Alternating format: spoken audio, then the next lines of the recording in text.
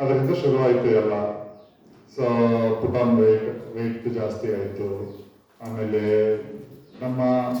ನಾನು ಗೌರ್ಮೆಂಟಿಗೆ ವರ್ಕ್ ಮಾಡ್ತಾ ಇದ್ದೆ. ಗೌರ್ಮೆಂಟ್ ಕಡೆಯಿಂದ ಪ್ರತಿ ವರ್ಷ ಆರೋಗ್ಯ ತಪಾಸಣೆ ನಡೆಯುತ್ತೆ. ಅದರಲ್ಲಿ ನಿಮ್ದು ಆಕ್ಚುಯಲ್ ಏಜ್ ಏನಿದೆ ಮತ್ತು ನಿಮ್ಮದು ಫಿಸಿಕಲ್ ಏಜ್, ಬಯಾಲಜಿಕಲ್ ಏಜ್ ಏನಂತಾರೆ ಅದನ್ನು ಕ್ಯಾಲ್ಕುಲೇಟ್ ಮಾಡ್ತಾರೆ. ನಿಮ್ಮ ತೂಕ, ನಿಮ್ಮ ಶಕ್ತಿ, ನಿಮ್ಮ ಸಾಮರ್ಥ್ಯ, ನಿಮ್ಮ ದಿನಚರಿ, ಬ್ಲಡ್ ಸ್ಯಾಂಪಲ್ಸ್ ಎಲ್ಲದರ ಮೇಲೆ ನೀವು 20 ವರ್ಷದಲ್ಲಿದ್ರೂ ನೀವು ಎಷ್ಟು ವರ್ಷ, ನಿಮ್ಮ ಬಾಡಿಗೆ ಎಷ್ಟು ವರ್ಷ ಆಗಿದೆ ಅನ್ನೋದನ್ನ ತಿಳಿಸ್ತಾರೆ. ನಂದು ಮೊದಲನೇ ವರ್ಷ ಚೆಕ್ ಮಾಡಿಸಿದಾಗ ನನಗೆ 75 ವರ್ಷ ಬಂದಿತ್ತು. ನನಗೆ 70, ನೀವು 75 ವರ್ಷ, ನಿಮ್ಮ ಬಾಡಿ 75 ವರ್ಷದವ್ರ ಥರ ಇದೆ ಅಂತ. ಅವಾಗ ಸ್ವಲ್ಪ ಎಚ್ಚೆತ್ಕೊಂಡೆ, ಈಗೇನಾದ್ರೂ ಮಾಡಬೇಕು ನಾನು. 35. ಅವಾಗ 75 ವರ್ಷ ನಿಮ್ಗೆ ಅಂತ ಹೇಳಿದ್ರು. ಆವಾಗ ಅದು ಚುರುಕು ಮುಟ್ತು, ಏನು ಮಾಡೋದು? ಸರಿ, ಏನು ಮಾಡೋದು? ಅಲ್ಲೇ ಎಕ್ಸಸೈಸ್ ಮಾಡೋಣ, ಫಸ್ಟು ಜಿಮ್ಗೆ ಹೋಗೋಣ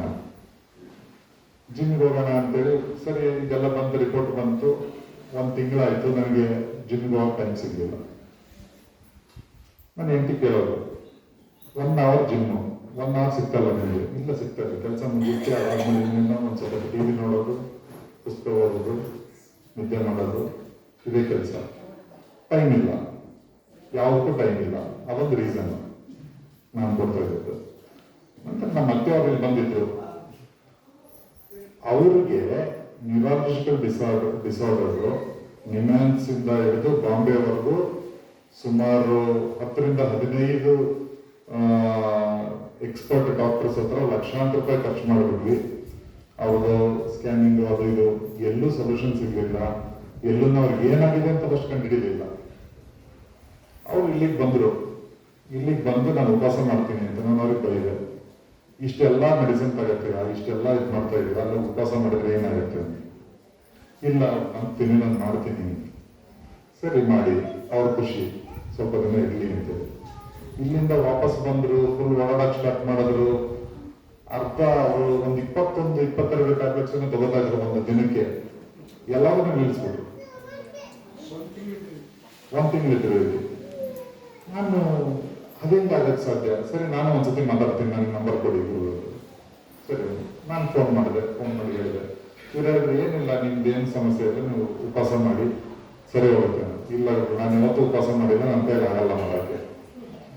ಇಲ್ಲ, ನೀವು ಶುರು ಮಾಡಿ, ಆಗುತ್ತೆ. ಅದಕ್ಕೆ ಮುಂಚೆ ನಮ್ಮೊಂದು ಪುಸ್ತಕ ಓದಿ ಅಂತ ಕಳಿಸಿದ್ರು ಅವರು, ಉಪವಾಸ ಪುಸ್ತಕ. ಆ ಪುಸ್ತಕ ಓದಿದೆ. ಆವಾಗ ನನಗೆ ಉಪವಾಸದ ಮಹತ್ವ ಸ್ವಲ್ಪ ನಾಲೆಡ್ಜ್ ಬಂತು. ಆವಾಗಲೂ ನನಗೆ ಸಂಪೂರ್ಣ ನಂಬಿಕೆ ಇರಲಿಲ್ಲ. ಸೊ ಶುರು ಮಾಡಿಸಿದ್ರು, ಉಪವಾಸ ಸ್ಟಾರ್ಟ್ ಮಾಡಿ. ಎಷ್ಟು ದಿನ ಮಾಡಬೇಕು? 3 ದಿನ ಮಾಡಿ. ನನ್ನ ಕೈ 3 ದಿನ ಎಲ್ಲ ಉಪವಾಸ ಮಾಡೋಕ್ಕಾಗಲ್ಲ.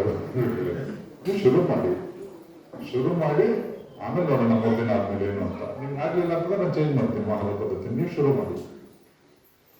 ಮೊದಲನೇ ದಿನ ವೀಕ್ನೆಸ್ ಇತ್ತು, 2ನೇ ದಿನ ವೀಕ್ನೆಸ್ಸು, ಆಗ್ತಾ ಇಲ್ಲ ಹಸಿವೆ. 3ನೇ ದಿನ ಪಾಸ್ ಆದ್ಮೇಲೆ ನನಗೆ ಶುರುವಾಯಿತು ಎನರ್ಜಿ ಬರೋದಕ್ಕೆ. ಮಾಡಿದೆ. ನಮ್ಮನ್ನು ಕರ್ಕೊಂಡು ಹೋಗಿದ್ದೀವಿ ಅವರು 100 ದಿನಕ್ಕೆ, 100 days. ಆವಾಗ ಆ 100 ದಿನದಲ್ಲಿ ನಾನು ಒಂದೇ ಒಂದು ದಿನನೂ ರಜೆ ತಗೋಲಿಲ್ಲ ಆಫೀಸಿಂದ. ಯಾವತ್ತೂ ವೀಕ್ ಅಂತ ಕೂತ್ಕೊಳ್ಳಿಲ್ಲ ಮನೆಯಲ್ಲಿ. ಎಲ್ಲ ಕೆಲಸಗಳನ್ನ ನಾರ್ಮಲ್ ಆಗಿ ಮಾಡ್ತಾ ಇದ್ದೆ. ಎಲ್ರಿಗಿಂತ ಹೆಚ್ಚಾಗಿ ಮಾಡ್ತಾ ಇದ್ದೆ. ಆಕ್ಚುಲಿ ಉತ್ಸಾಹ ಜಾಸ್ತಿ ಆಗಿತ್ತು. ನಾನು ಮುಂಚೆ ಎಷ್ಟಿದ್ದು ಅದಕ್ಕಿಂತ ಜಾಸ್ತಿ ಆಗಿತ್ತು ಆಕ್ಚುಲಿ. ಸೊ 100 ದಿನ ಉಪವಾಸ ಮಾಡ್ಬೇಕಾದ್ರೆ ಎಲ್ಲರೂ ಕೇಳ್ತಾ ಇದ್ರು, ನೀನೇನು ಉಪವಾಸ ಮಾಡ್ತಾ ಇದೀಯ, ಏನ್ ಮಾಡ್ತಾ ಇದೀಯ, ಇಷ್ಟು ಎನರ್ಜಿ ಎಲ್ಲಿಂದ ಬರುತ್ತೆ? ನಂಬಿಕೆ ಇರಬೇಕು ಅಷ್ಟೇ. ಅದನ್ನ ಮಾಡ್ತಾ ಹೆಚ್ಚು ಬರೀ ನಾನು ಕೆಲಸ ಮಾಡೋದಲ್ಲ, ನಾನು ಕೆಲಸ ಮಾಡೋದ್ ಬಿಟ್ಟೆ ಬಸವ ಸಮಿತಿ ಆಸ್ಟ್ರೇಲಿಯಾ ಪೆಸಿಫಿಕ್ ಅಧ್ಯಕ್ಷ ಆದೆ. ಅದನ್ನ ನಡೆಸ್ತಾ ಇದ್ದೆ. ಈಗಲೂ ನಾನು ಬಸವ ಸಮಿತಿ ಅಧ್ಯಕ್ಷ ಡೆಲ್ಲಿಯಿಂದ. ಸೊ ಅದು ಒಂದು ಕಡೆ ನಡೆಯುತ್ತೆ. ಅದು ವಾರದಲ್ಲಿ ಕಡಿಮೆ ಅಂತಂದ್ರೂ 10 ರಿಂದ 12 ಗಂಟೆಗಳ ಕೆಲಸ ಮಾಡಬೇಕಾಗುತ್ತೆ. ಅದನ್ನ ಮಾಡ್ತೀನಿ.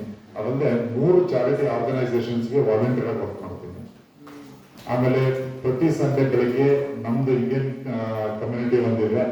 ಸೊ ಅಲ್ಲಿ ಹೋಗ್ಬಿಟ್ಟು 2 ಅವರ್ ಅಲ್ಲಿ ವಾಲಂಟಿಯರ್ ಕೆಲಸ ಮಾಡಿ ಬರ್ತೀನಿ.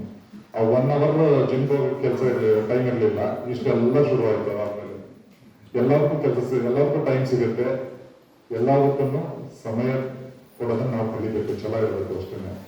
ಬಸವನ ವಚನ ಹೇಳ್ತಾರೆ, ಛಲವಿರಬೇಕು ಶರಣಂಗೆ, ಪರಧನವನ್ನುಂಬೆನೆಂಬ ಛಲ ಬೇಕು ಶರಣಂಗೆ, ಪರಸತಿಯನ್ನುಂಬೆನೆಂಬ ಛಲ ಬೇಕು ಶರಣಂಗೆ, ಲಿಂಗ ಜಂಗಮ ಒಂದೇ ಎಂಬ ಛಲ ಬೇಕು ಶರಣಂಗೆ, ಪ್ರಸಾದ ವಿಧಾನವೆಂಬ ಛಲವಿಲ್ಲದವರ ಮುಚ್ಚ ಕೊಡುವುದು ಛಲ. ಒಂದು ಛಲ ಇಟ್ಕೊಂಡ್ರೆ ನಾನು ಮಾಡೇ ಮಾಡ್ತೀನಿ ಅಂತೇಳಿ ನಾವು ನಿಂತ್ಕೋಬೇಕು. ಅದೆಲ್ಲದಕ್ಕಿಂತ ಮುಖ್ಯವಾಗಿ ನಂಬಿಕೆ ಇರಬೇಕು. ನಾನು ಇದನ್ನು ಮಾಡ್ತಾ ಇದ್ದೀನಿ, ಇದರಿಂದ ನನಗೆ ಒಳ್ಳೇದಾಗತ್ತೆ. ಗುರುಗಳು ಅವ್ರ ಅಷ್ಟೆಲ್ಲ ಎಕ್ಸ್ಪೆರಿಮೆಂಟ್ ಮಾಡಿದ್ದಾರೆ, ಎಷ್ಟೊಂದು ಸಾವಿರಾರು ಜನಕ್ಕೆ ಉಪವಾಸ ಮಾಡಿಸಿದ್ದಾರೆ, ತಮ್ಮ ಮೇಲೆ ತಾವು ಪ್ರಯೋಗ ಮಾಡ್ಕೊಂಡಿದ್ದಾರೆ, ಉಪವಾಸದ ಬಗ್ಗೆ ರಿಸರ್ಚ್ ಮಾಡಿದ್ದಾರೆ, ಪುಸ್ತಕ ಬರೆದಿದ್ದಾರೆ. ಆಯ್ತಾ, ಎಲ್ಲದನ್ನು ಅವ್ರಿಗೆ ಬಿಟ್ಬಿಡಿ, ನೀವು ಜಸ್ಟ್ ಫಾಲೋ ಮಾಡಿ. ನಾನು 3 ದಿನ ಮಾತ್ರ ತಲೆ ಕೆಡಿಸ್ಕೊಂಡಿದ್ದೆ, ಏನ್ ಮಾಡೋಣ, ಹೆಂಗಾಗುತ್ತೆ, ಏನಿಲ್ಲ ಅಂತೇಳಿ. ಅದಾದ್ಮೇಲೆ ಒಂದು ನಂಬಿಕೆ ಅವ್ರ ಮೇಲೆ ಬಿಟ್ಬಿಟ್ಟಿದ್ದೆ. ಇದು ನಿಮ್ ಕೆಲಸ, ನೀವು ನನಗೆ ಹೇಳಿ ಏನ್ ಮಾಡ್ಬೇಕು, ಅದನ್ನ ನಾನು ಫಾಲೋ ಮಾಡ್ತೀನಿ. ಆಯ್ತಾ, ಇಷ್ಟೆಲ್ಲ ಮಾಡ್ತಾ ಇದ್ದಾರೆ, ಇಷ್ಟೆಲ್ಲ ನಂಬಿಕೆ ಇಟ್ಕೊಂಡು ನನ್ನ ಕಡೆ ಎಲ್ಲರೂ ಪ್ರತಿಯೊಬ್ಬರು ಉಪವಾಸ ಮಾಡಿ. ನನಗೆ ಬಯಸ್ಕೊಳಕ್ ಬಂದಿರೋದು ಆಕ್ಚುಲಿ. ಮತ್ತೆ ನನಗೆ ಇನ್ನೊಂದು ಅದನ್ನೇ ಬೆಳಗ್ಗೆ ಪ್ರಾಮಿಸ್ ಮಾಡಿರೋದು, ಇಲ್ಲ ನಾನು ಹೋದ ತಕ್ಷಣ ಮತ್ತೆ ಉಪವಾಸ ಸ್ಟಾರ್ಟ್ ಮಾಡ್ತೀನಿ. 25 ದಿನಕ್ಕೆ ಇಂಡಿಯಾಗೆ ಬಂದಿದ್ದೀನಿ. ಎಲ್ಲರ ಮನೇಲಿ ಯಾರ ಮನೆಗೆ ಹೋದ್ರೂ ವಿಶೇಷ ಅಡುಗೆಗಳು ಇವಾಗ ನನಗೆ ಇಲ್ಲಿ ಬಂದಿರೋ ಟೈಮ್ವರೆಗೂ ಮುಗಿಸ್ಕೊಂಡು ಹೋದ ತಕ್ಷಣ ಮೊದಲು ಉಪವಾಸ ಮಾಡ್ತೀನಿ ಅಂತ ಹೇಳಿದ್ದೀನಿ. ಆಯ್ತಾ, ನೀವು ನನ್ನ ಮುಂಚೆ ಹೆಂಗಿದೆ ಇವಾಗ ಹೆಂಗಿದೆ ಅಂತ ನೀವು ಆ ಡಿಫ್ರೆನ್ಸ್ ನೋಡಿದ್ರೆ ನಿಮ್ಗೆ ಗೊತ್ತಾಗುತ್ತೆ. ಆಮೇಲೆ ಅದೇ ಟೆಸ್ಟ್ ಮತ್ತೆ ತಗೊಂಡೆ ನಾನು, ಮೆಡಿಕಲ್ ಚೆಕಪ್. ಸೊ ಅವ್ರಿಗೆ ರಿಪೋರ್ಟ್ಸ್ ಎಲ್ಲ ಕಳಿಸಿದ್ದೀನಿ, ಮೊದಲನೇದು ಕಳಿಸಿದ್ದೀನಿ, ಆಮೇಲೆ ಸ್ಕ್ಯಾನ್ ಕಾಪೀಸ್ ಎಲ್ಲ ಕಳಿಸಿದ್ದೆ ಗುರುಗಳಿಗೆ ನಾನು. ಸೊ ಅದಾದ್ಮೇಲೆ ನಂದು 75 ವರ್ಷ ನಿಮ್ಮ ವಯಸ್ಸು ಅಂತ ಏನು ಹೇಳಿದ್ರು, ಅದು 45 ಬಂದಿತ್ತು ನಮ್ದು. ಸೊ ಎಲ್ಲ ಬ್ಲಡ್ ಟೆಸ್ಟ್ ನಾರ್ಮಲ್ಲು, ಯಾವುದರಲ್ಲೂ ಏರುಪೇರಿರಲಿಲ್ಲ. ನಂತರ BP, ಶುಗರ್, ಕೊಲೆಸ್ಟ್ರಾಲ್ ಎಲ್ಲವೂ ನಾರ್ಮಲ್ ಆಗಿತ್ತು. ಸೊ ಅದಕ್ಕೆ ಪ್ರತಿಯೊಬ್ಬರೂ ಉಪವಾಸ ಮಾಡಲೇಬೇಕು. ನೀವು ಒಂದ್ಸತಿ ಮಾಡಿದ್ಮೇಲೆ ನೀವು ಅದನ್ನೇ ಪುನರಾವರ್ತನೆ ಮಾಡ್ತಾರೆ, ಆಮೇಲೆ ಅದನ್ನು ಕಂಟಿನ್ಯೂ ಮಾಡಬೇಕು.